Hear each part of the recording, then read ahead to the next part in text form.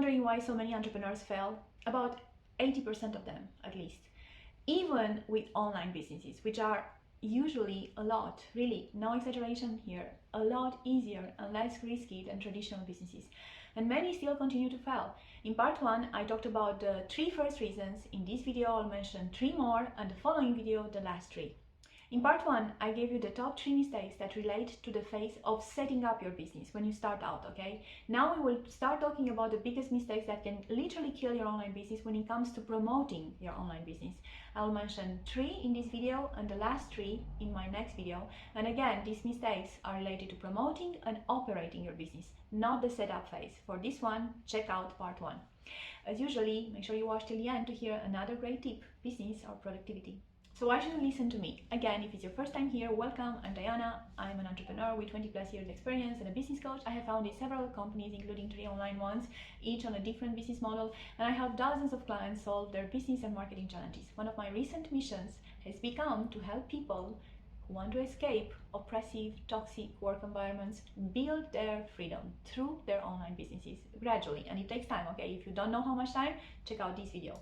So now, the top 3 mistakes when it comes to promoting your business, the kind of mistakes that can literally kill your online business. So, of course, there are many others, but these are really the kind that can literally take you out of the game. So at the very least, you should know about them and you should know what to watch out for.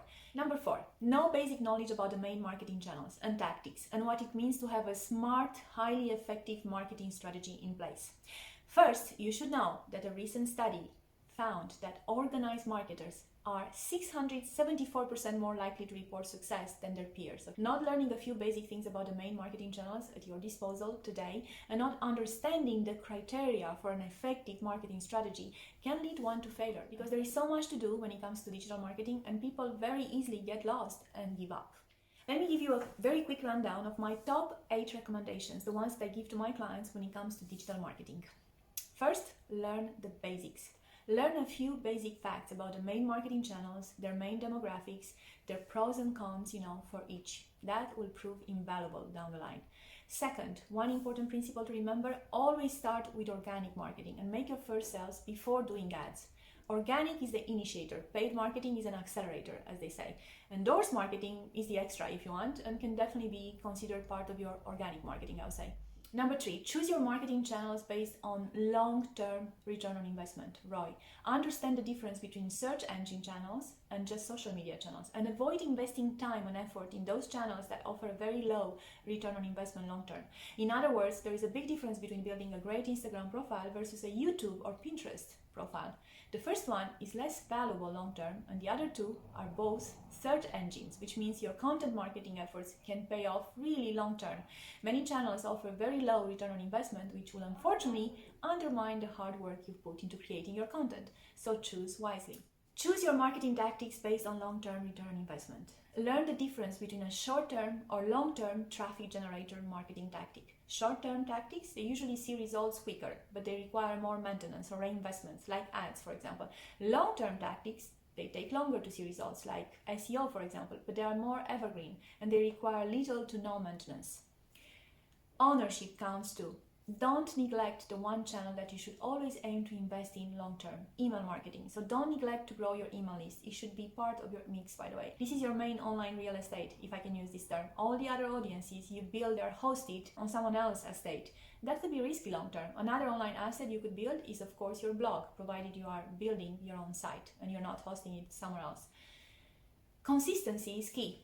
Don't try too many channels or tactics at the same time. You can't be consistent if you have too many, okay? So in fact, I recommend people to focus on 1-2 primary and 1-2 secondary max. And I recommend people to learn how to create great content and then repurpose that content easily on the secondary channels. Use a smart strategy mix based on all of the above. When you decide on your main channels and tactics as well as your secondary ones, take into account all of the above as well as their cost versus return on investment, as well as the effort they require, okay? And this can vary widely across channels, by the way, and tactics, as well as their traffic potential and what you enjoy as well. So yeah, all those things are important when you do your marketing mix to make sure that it's an effective strategy. So digital marketing can be very complicated and can also become extremely time consuming if you don't understand and apply these recommendations that I just mentioned, and if you're not wise in what you invest your time and money. Now, if you do the benefits will be great. In fact, almost incredible. First, digital marketing is a lot less risky, same as with an online business. It can be tested with minimal budgets and very precise cutoffs, which lets people keep costs lower until they find a winning campaign.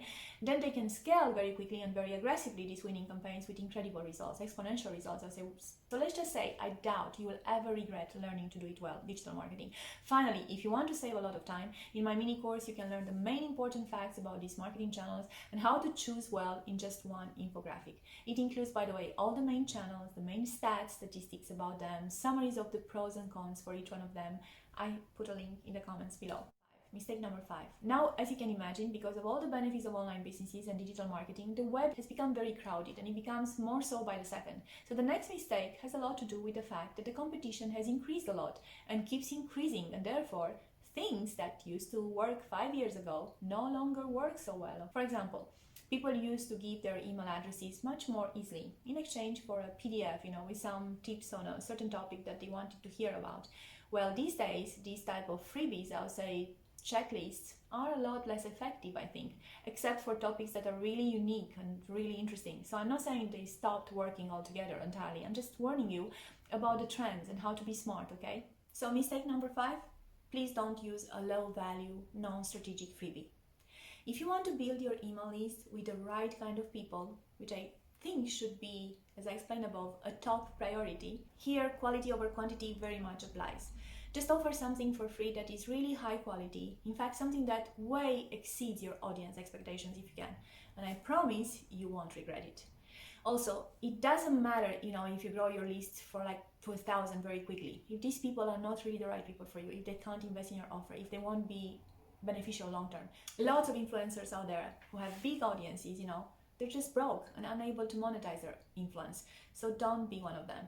Be very strategic with what you offer for free. Basically, you should offer something that is the first step if you want to whatever you are teaching, and that offers people some very tangible results, a sort of free mini course even. That would be the ultimate freebie these days. People get to know you, they also will know if you are not the right person for them with this free course. Those who will sign up, those who will want to continue to work with you, they'll be the right clients for you. Mistake number 6, not promoting your freebie or your offer enough, okay? Lack of long-term consistency. For many people, marketing doesn't work because they just don't do it enough. My own quick throwing in words, so please don't judge, okay? What is MET, SS, and DR? Those are phases in marketing your business. MET, it stands for minimum effective dose. In this place, nothing you do matters, okay? There is not enough momentum, not enough touch points, exposure, reach, and engagement. And this is where 90% of people usually get stuck and too many abandon. What is SS? Is the sweet spot, my friends. You've identified the highest return on investment strategies, the winning campaigns if you want. And this place is actually massive. So unless your business is making 7 figures, you can do more if this is your objective. If it's not, fine, you can do less and it's great.